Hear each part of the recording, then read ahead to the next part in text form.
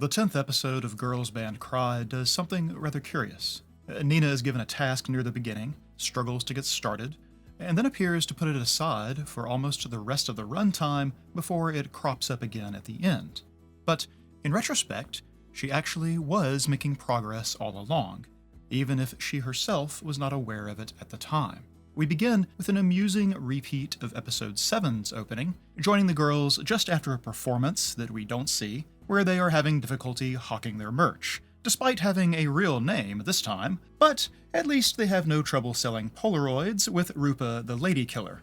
This time, though, a far more important opportunity presents itself in the form of Miura, a talent scout from Golden Archer Agency who has taken an interest in Toganashi Togiari. Though Nina is understandably apprehensive after hearing Momoka's experience with agencies, Miura turns out to be something of a superfan of the old Diamond Dust and Momoka's songs. We actually do get it confirmed that Momoka was told her songs won't work at a professional level, and Miura doesn't necessarily disagree.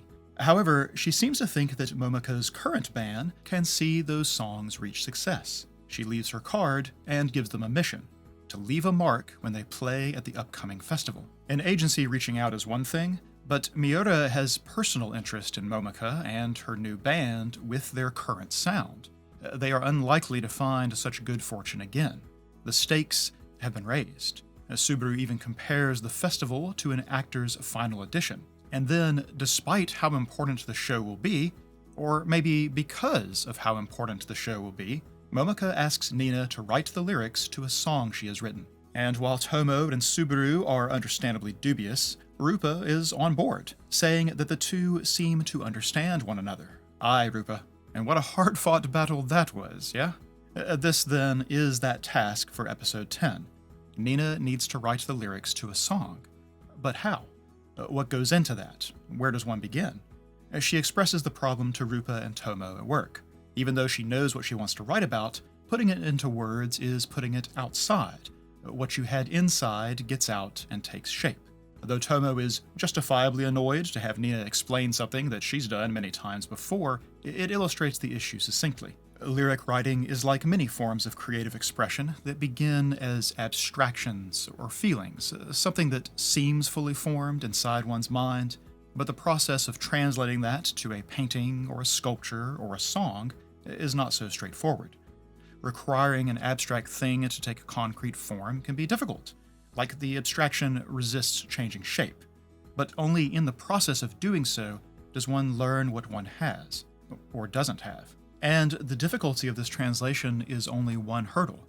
Sometimes the far more daunting task is taking pieces of oneself out of their safe inner place and displaying them for others to see.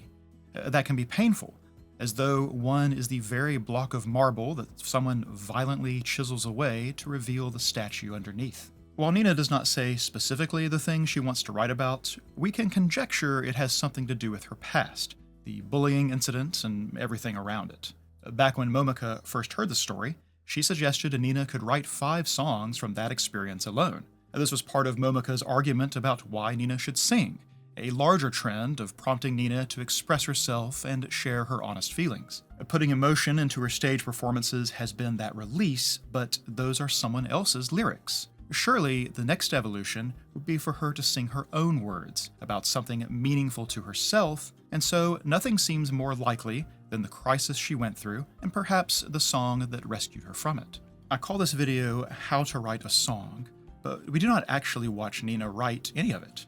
We don't watch her struggle with word choice, cadence, rhyme scheme, see her scratch parts out and start over. We don't see the how in terms of the literal writing.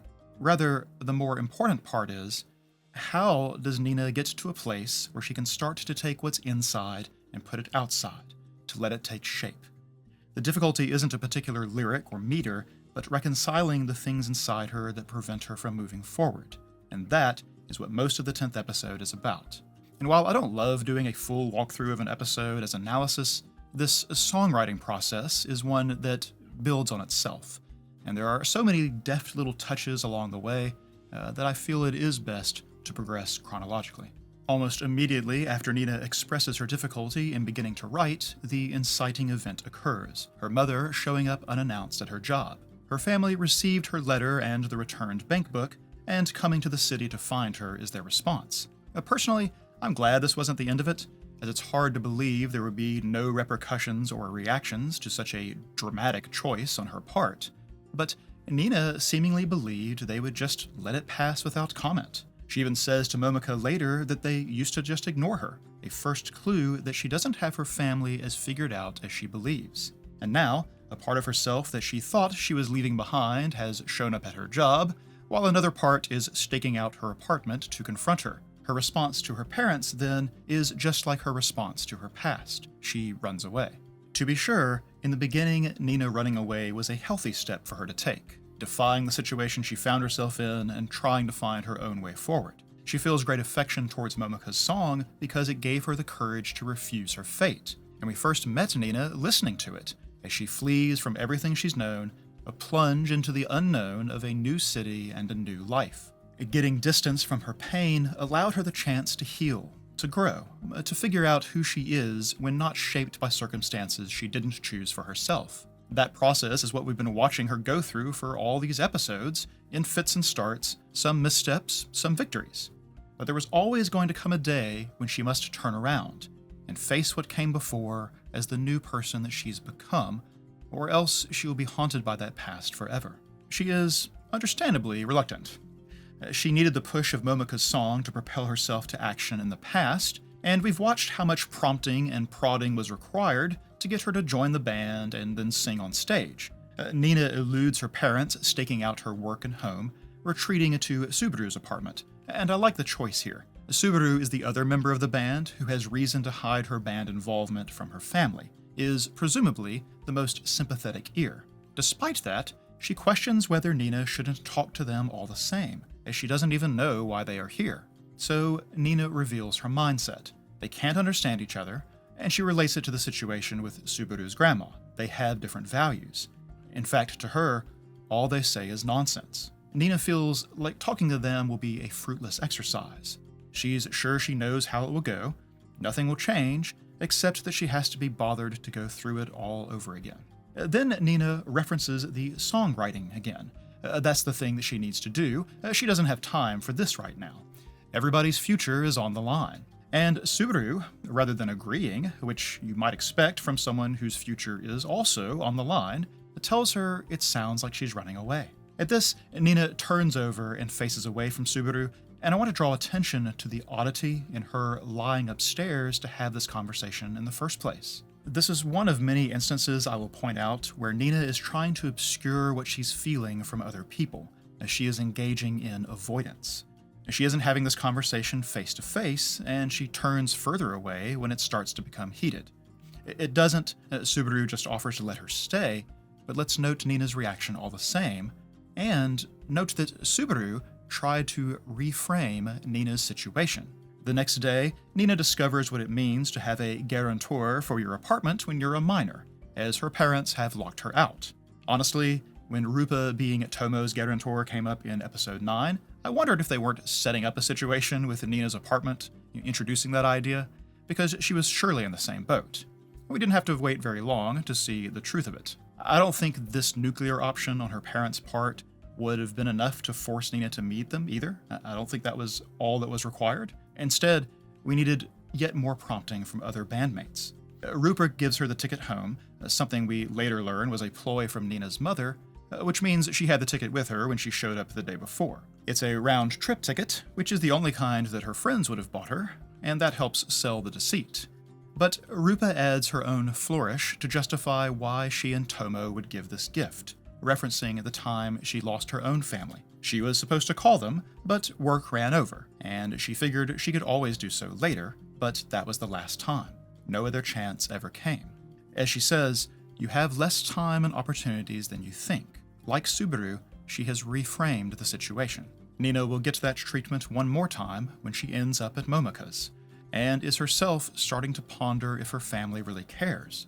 Amusingly, we have noted Momoka's own avoidance strategy of plucking at her guitar in uncomfortable conversations, and she is doing so now. While she will tease Nina about having this weakness, she too is resolved to push Nina to go and face them.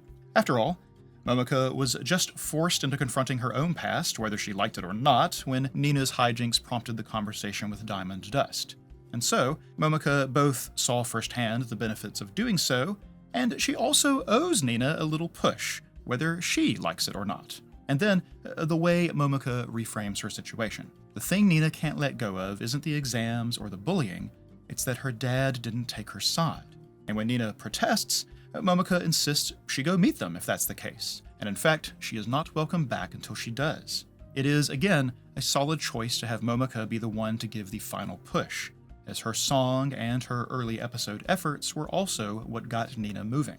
I do want to note, to step out of chronology for a second, that at the end of the episode, we learned that Momoka said she was confident she would return, but was ready to drive to get her if it had taken another day. So maybe not 100% confident that Nina was coming back, but she gave her this ultimatum all the same, with the festival bearing down and her own rekindled dream hanging in the balance. And in fact, all of her bandmates are urging her to do this. There's a genuine concern and affection in that. Partway through Nina's visit home, we even check in on them, to see that they are worried about her and the situation, and are trying to reassure one another. Nina doesn't know how good she has it with these girls. And eventually, she'll learn the same about her family, but that's not going to be so easy. Even just trying to approach her house, she hits her head on an overhanging branch that she's too short to see, and it's only the first bit of unpleasantness.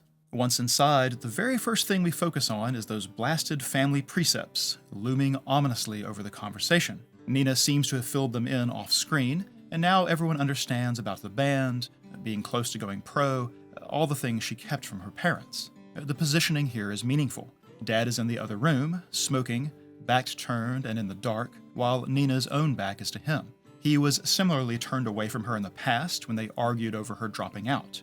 We might interpret this as avoidance, and certainly there is a family-wide pattern of suppressing emotional displays that we will note as we go, but it might also be a kind of power play or a rebuke, refusing to talk to Nina face-to-face, like she's an equal partner in the conversation. That may be the intent. I certainly get the sense that he is used to calling all the shots in this family, and is unused to being challenged.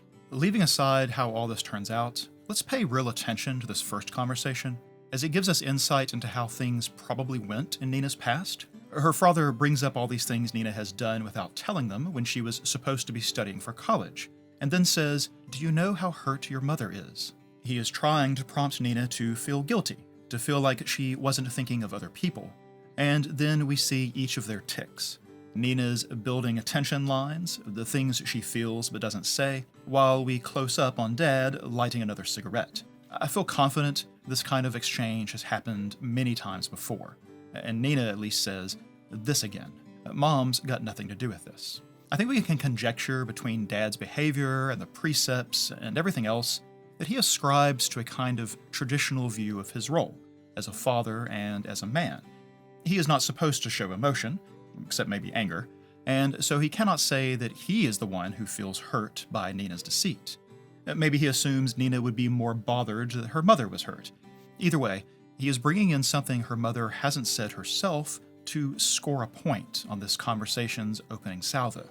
From there, we as outside observers see two people who both feel aggrieved and both have interpreted their past conversations and efforts in different ways. Nina says she was told to do what she wanted, and he insists that no, he told her to go to college. He lists all the things they did toward that end, arranging for her to go to Tokyo, and she accuses him of making things up. She did everything herself, dropping out, going to Tokyo, and in terms of being the one who made that decision and struggled with the consequences, she is right, but she didn't actually do everything herself, as he brings up the apartment that she got with her mother's recommendation and her parents as guarantor. Rather than argue that point, though, Nina asks if this aid means that she should just do what he says, just act like she wasn't bullied, and in that, the conversation drills down to its most heated element, and its true origin. This isn't a fight about Nina dropping out of cram school. It's just an extension of the fight over the bullying she suffered and how abandoned she felt by her father. Momoka was dead on the money. And to this point, so was Nina. This is going just as she said to Subaru. They can't understand one another, they have different values. And so Nina is ready to throw in the towel. She came here to talk to them properly, get them to understand her side, but this is how it starts. She just can't do this again. Now, granted, that conversation was not two people trying to understand one another at all, but two people trying to have their point of view win out over the other. Nina feels they aren't trying to understand her, but she isn't doing much understanding of her own. She's convinced she has them pegged, and there's only one way this can go. The conversation ends with her father asking her to come with him somewhere the next day, but the request isn't the important part. It's that he exits the smoking room, opens the door into the light, and faces Nina when he asks, and the tone of his voice suggests this is a request, not a command. The journey they take is drawn out a bit, and little is said besides him not revealing their destination. While I'm sure that feels like stonewalling to Nina, there's a good chance she would have balked if she'd known they were going to the school at the outset. As they travel, there's a lot of emphasis on the space between them. They sit at opposite ends of seats on the train and on the trolley, and Nina lags far behind him when they walk. We also see an image of past Nina riding with them at one point. This town is full of ghosts, haunting her with the memories that each familiar location prompts. It's a wonder she agrees to go into the school at all, and she does at first refuse. Her father says he's already spoken to them, like she cares, but then something more interesting. I have something to say, just like you do. And then we're back in the room where it seems Nina took her first rebellious step, with a letter of apology on the table in front of her that she asks about. They had followed up after Nina's outburst and dropping out and all of that, and seemed to learn more of the truth. However, the letter is only apologizing for their lack of awareness. They are just covering themselves. And strangely, or it must seem so to Nina, her father is the one who takes umbrage, demands to know if the school is claiming no responsibility, and the reply is that the school doesn't recognize it as bullying. Dad isn't taking that crap, apparently, and politely but firmly starts to imply that the school actually was aware of the truth before Nina cuts in to try to stop him. This must seem strange to him in turn, but she asks him to stop when he tries to continue. And then he says two curious things. First, that she doesn't need to say that. She doesn't need to stop him from making this fuss. She doesn't need to let the matter lie. She doesn't need to stay silent and accept it. She doesn't need to do all the things they did before. Nina's tendency towards avoidance is coming out, and certainly being back here and having the school deny her bullying all over again is the last thing she wanted to do today. But then her father says why she doesn't have to say that, because she was the victim, and his words reverberate, such as their impact. And we get this tight shot of Nina first gasping, and then pressing her lips together in discomfort or uncertainty. I applaud this handling of Nina's reaction. Her father naming her the victim in a situation where he is taking her school to task was not the outcome that Nina expected from this visit. And though this must surely feel validating, it is not a moment where she can smile and cry grateful tears to feel like she has finally been seen. Instead, it's confusing. In a way, it simplified Nina's outlook to believe her father is never on her side, that no relationship between them is possible, that all the ill feelings she has towards her family and her decision to break free of them were justified, that there isn't really anything she is giving up, there isn't any nuance to consider. Her father's words create a crack in that rigid image. It's the thing Momoka named as her real hang-up, that he didn't take her side, and Nina simply doesn't know how she feels about that. Even when she returns home and her mother greets her and asks about dinner, Nina just wanders to her room, presumably lost in thought. Her sister, who finally has a name, Suzune, comes to check on her and asks if she's really going back, really doing that band thing. When Nina indicates that she will, Suzune smiles. She asks Nina if she loves it that much, and she pats her lap. She's inviting Nina to share how she feels, to be vulnerable with her, and like in the visit to the apartment, the offer of the lap is to make her comfortable enough to share that vulnerability. But Nina refuses, sinking to the floor instead, which seems like a conscious signal to her sister that she is growing up, or perhaps of wanting to express herself without any such crutch. Her answer to Suzune is one of the highlights of the series so far to me, and the reason I titled this video what I did. It has such a confessional quality to it, as though her father admitting to her victimhood has allowed Nina to shed one layer of protection around her heart and its secrets. She is doing the thing she said earlier. She is taking the things inside and putting them outside, allowing them to take shape. She is songwriting in her response. Suzune had asked her about loving music or the band life, and maybe expected an answer about how fun it was, or how rewarding. Instead, Nina loves music because of what it has done for her, how that song gave her the push she needed. Ghost Nina haunts this room as well, bent over a letter of apology that she is being asked to write, a miscarriage of justice.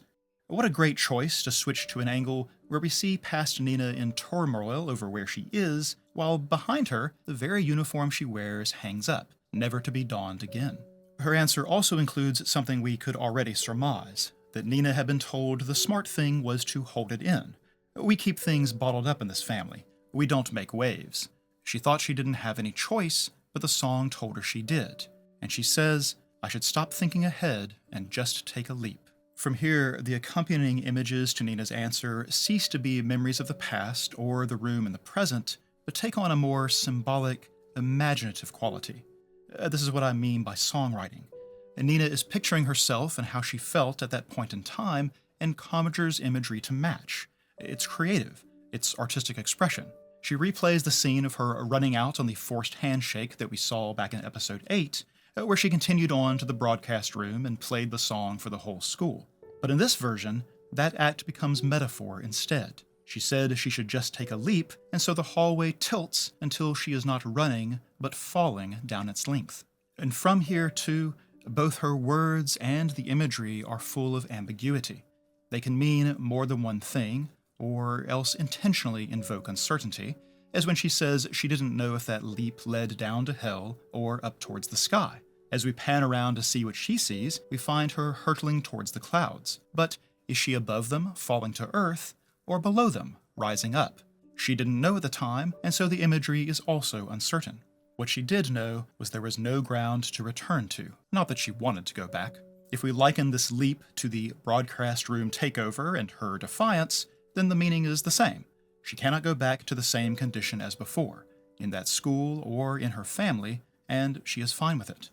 Anything was better to her than where she was. And so, the next line, whose translation has caused a bit of contention.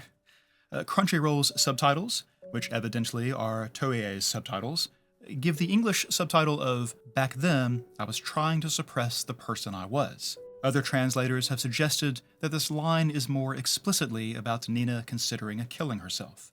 And apparently, even some of the other language subtitles on Crunchyroll are more direct as well. The expression she uses can have the connotation of suppressing oneself, though, and so perhaps invoking it but not directly naming suicide would make sense from Nina's mouth when talking to her sister, and perhaps that is why we got the translation that we did.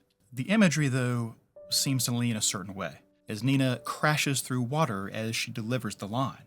If we think of her as being suicidal, then the fall through the air and plunging into water is rather like someone throwing themselves from a bridge. And on the other side of the water's surface, Nina imagines still falling onward, not floating, into a dark expanse dotted with little colored lights. It both does and doesn't recall space, for while it resembles a star field, some of the colored orbs are close at hand and quite small. If we read it as space, then it means Nina was indeed shooting upwards towards the clouds, and perhaps breaking the water's surface was her leaving Earth's atmosphere and continuing onwards.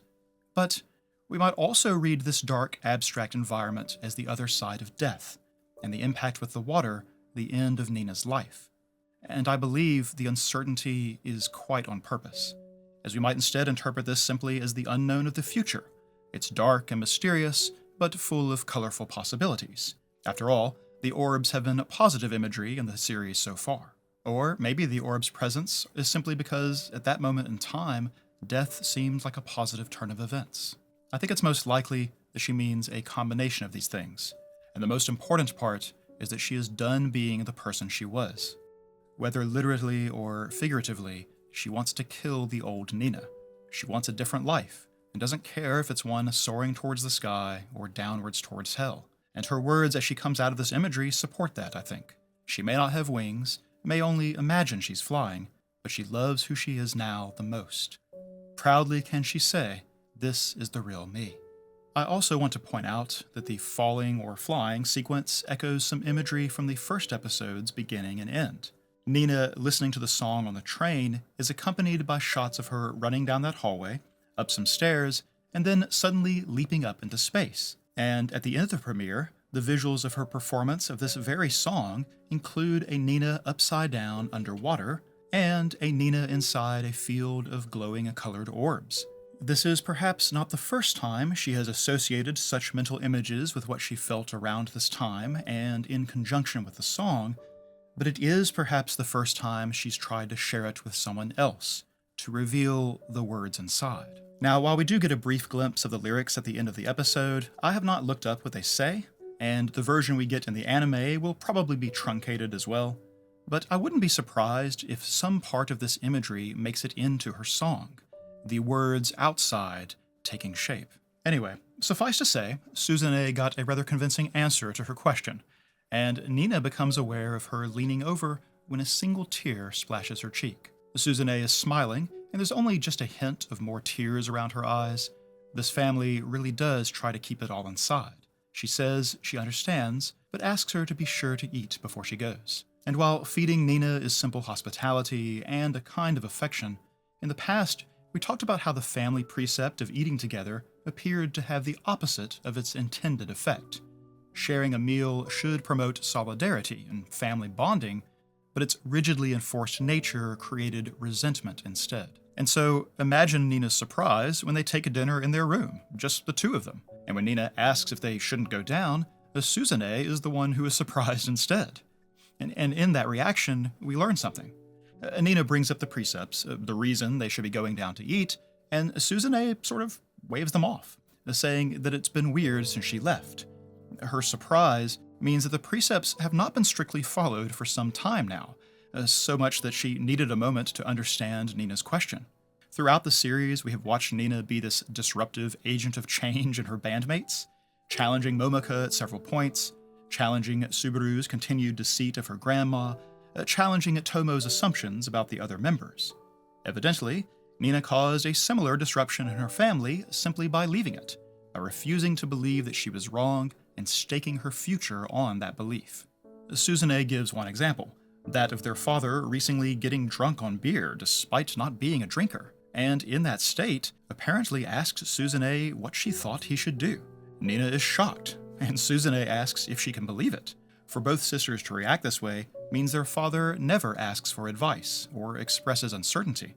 In fact, it's rather plain to me where Nina gets her dogmatic stubbornness, but I am not volunteering to be the one to tell her so. It's not the end of surprises either, as Suzune explains that he was worried about her, that he swallowed his pride to go around asking for advice. And this wasn't a solo act, as the round-tripped ticket was a ploy from their mother. This is a lot of effort on Nina's behalf that she assumed they wouldn't put in, not for her. But Suzune sums up the reality. You're loved, you know. Despite how they act, our parents love you. Again, there's thoughtful framing in this exchange, as we watch Nina increasingly look conflicted as she concentrates on remaining stoic, but we then switch to instead watch Suzune smile at Nina's expressions. We don't see Nina's face as she gets choked up, as though we are participating in the tendency to avoid showing emotion, but we can tell all the same from her cracking voice as she expresses thanks for the food. And Suzune thanks her for being alive. She also loves her, after all. Regardless of how direct or indirect Nina's earlier line may have been, Suzune clearly inferred the suicidal subtext to it. She is experiencing her own relief and release to see her little sister in such a better place. And that is truly too much for Nina's attempts at stoicism to hold, and she begins eating, commenting on how spicy the curry is. Was it always so spicy? A flimsy cover for the tears springing to her eyes. And the camera, again, respects this attempt to hide emotion, showing her only from behind as Suzune sits beside her to offer comfort. This has changed Nina's perspective, or maybe more accurately, it has started that change, as one cannot wholly remake their understanding overnight. But if Nina can start to see her parents' actions in the future and the past as expressions of love instead of control or indifference, then her feelings towards them will also start to shift. To give us a first taste of this shifting Nina, then, our storytellers need to show her react in a way that would seem incongruent with the Nina who first arrived. And to me, their choice is brilliant in its elegant simplicity. Nina stands before a door frame where the sisters marked their heights in the past, a widely practiced and recognizable childhood tradition. and that tradition is one of marking milestones, marking progress. For Nina, each of those measuring lines holds a memory of her past, and the way she touches and gazes on the markings indicates to us that she does so fondly. Would we have believed Nina had any kind of fondness for this house at the beginning of this visit? And it's so short of a bit, to illustrate so convincingly that she has softened. Even the details are great, showing that Nina was always shorter than Suzune at the same age, and showing where the girls went from writing their names in hiragana to writing them in kanji as they got older and understood better. But hers is not the only softening. A familiar song starts playing, and Nina assumes she has accidentally started on her phone before realizing it's coming from another room, and that her father is the one listening. When asked, she answered that she does like it, but assumes that he does not, and the tension lines start up in anticipation of hearing her father disparage this thing that is so critical to her. But Nina has yet again misunderstood him. He says it's a good song. And he repeats that it's a good song, which for him I think might be the equivalent of gushing praise. I find myself wondering if he has listened to it often in the time that Nina has been away. He seemingly was present when she blasted it over the school's loudspeakers, and what Suzune said about him indicates to me a man who has been doing some soul-searching. Listening to the song would be akin to trying to better understand his daughter, something Nina would hardly have believed he cared about before this visit. This reversal of her expectation threatens to make Nina emotional when she doesn't want to be, so she quickly apologizes for being such a selfish daughter who doesn't listen, and then offers some affection of her own in asking him to cut down on the smoking, then dashes off, leaving the house before these confusing emotions get the better of her. And even then, this is perhaps something she can only say to him while there is that doorway between them. She gives the traditional parting exchange in her mind as she leaves, repeatedly, and the tension lines rise again. She both wants that kind of normal family exchange and is repelled by the confusion of it. Nina doesn't understand feeling anything like sadness at leaving home or having a heartfelt goodbye. Realistically, such change is slow, and a day of revelations and a new beginning isn't enough to blot out all the hurt and resentment from before. But her father stops her before she can flee entirely, and again they are framed with maximum distance between them, Nina facing away. Nina assumes he must want something else, but what he wants is to tell her that traditional goodbye, the matching words to what Nina had only said in her thoughts. And then she's tossed the key. She is being given back her apartment. Suzune has to explain that it's from their dad. Even in this, he can't be direct with his gesture, but it starts Nina crying all the same, and she too flees from expressing such an emotion. The framing holds on that same shot that showed a distance between them before, and while Dad stands still, Nina runs back into frame and hugs him. Hey, one surprise deserves another. In that embrace, Nina tells him that she is going to sing a song she wrote at their next show and asks him to come hear it. The man is actually smiling when he assents. And in that little exchange, the songwriting process is complete. The specific words come later, mere details. To begin to write about her past, Nina needed some kind of reconciliation to it. Cutting herself off from her family and hometown leaves too much unsaid, too much unexamined. Even a massive fight where they truly swear each other off for good would give her more clarity to express herself, resolution. But this confusing visit is far better.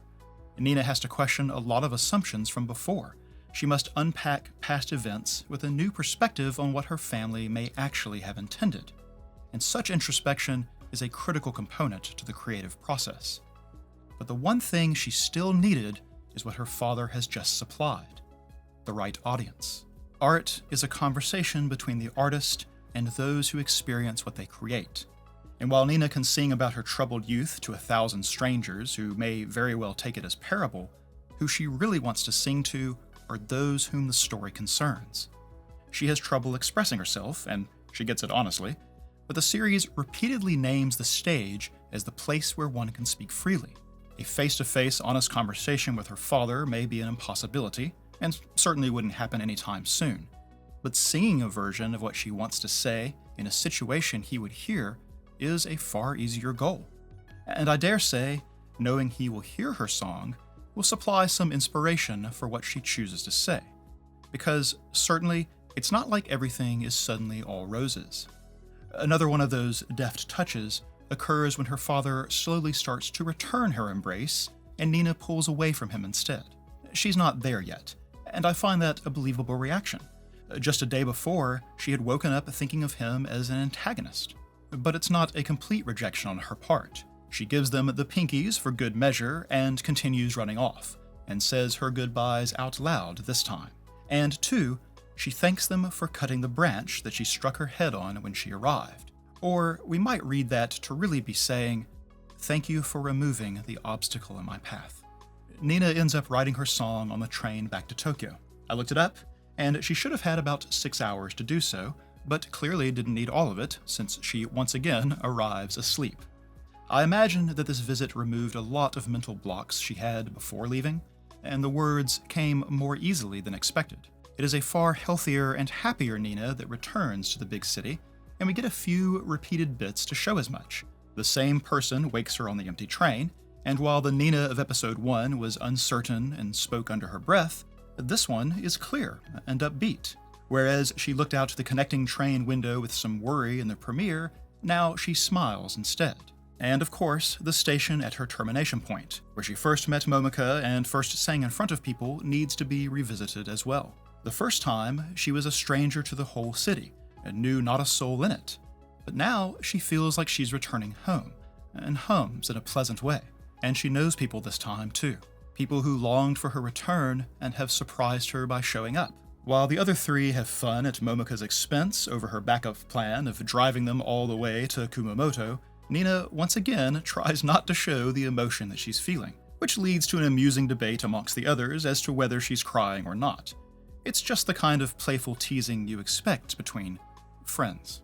The episode ends with Nina answering whether or not she got it done in the affirmative, and in fact, she thinks she's written a great song, and I truly believe if she had remained here instead these past days, she wouldn't be able to say the same thing.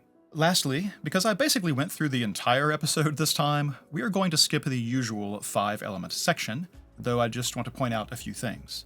The potential conflict of Nina's family interfering is no longer hanging over the story, and so it's only Subaru's grandma finding out that remains a threat on that front. The earlier meeting with the talent agent Miura is also a measurable progress towards the goal of going pro, and her personal interest in their group lays a foundation of plausibility to any rapid success. We now have had 4 episodes in a row of band members clearing up misunderstandings about others and becoming better for it, and so now I expect that Nina's eventual confrontation with Hina might match that pattern. And finally, that thematic pattern of exploring what goes into a song's creation and what one in turn takes out of a song basically just got a whole episode dedicated to it. If Nina's song ends up being about Momoka's song, then we will really have quite the crystallization of the idea.